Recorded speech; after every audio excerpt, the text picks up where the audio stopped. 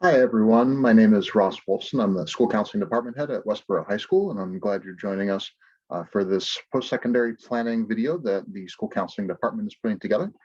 If you are following along and want to look at the slides at your own pace while you're listening to us, the link at the bottom of the screen that you can see right now, bit.ly/WHS Planning 2022, that will take you straight to the slides and you can follow along and look as you go.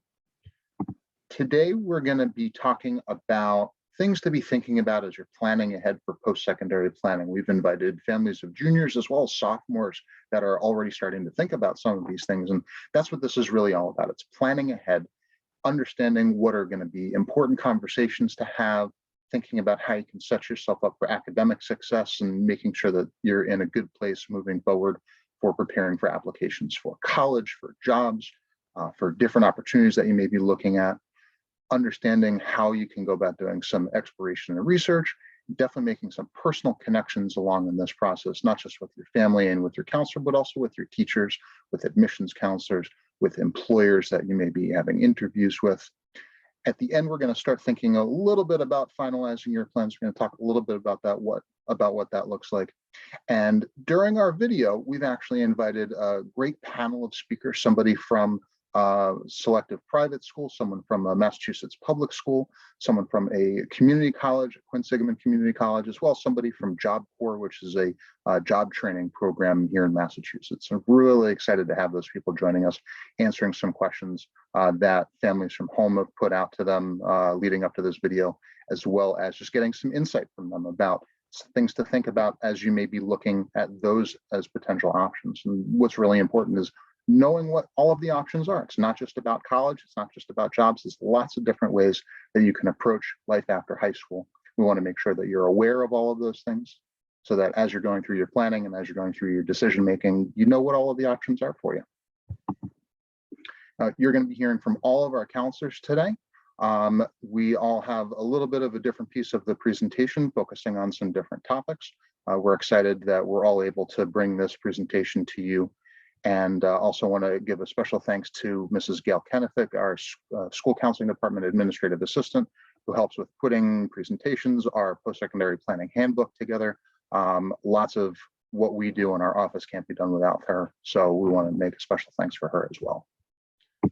Now, a big piece of our school counseling program is about making sure that students are empowered. That's what we talk about a lot at freshman orientation. That's what we talk about at lots of different programs and presentations that we do here at the school.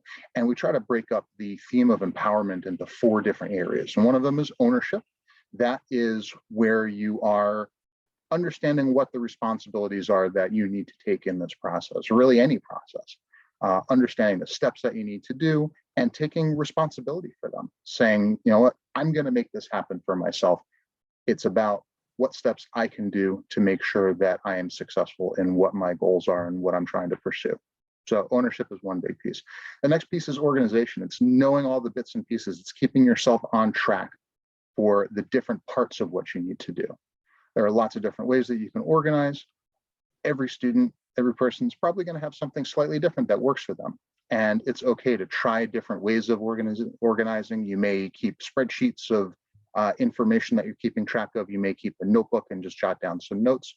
You may have some other kind of system that works well for you. Whatever is good for you, whatever your organizational structure is that's helpful for you, that's what we want you to be able to do. But it's important to make sure that you are staying organized. The next piece is self-advocacy. It's speaking up. It's saying, this is what I'm interested in.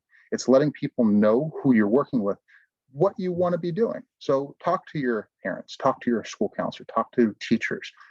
Get ideas about different things that you can be doing and say, hey, I want to learn more about this. This is important to me. That's how you can get moving forward in what your goals may be. And the last piece to empowerment that we really include is about it's asking questions.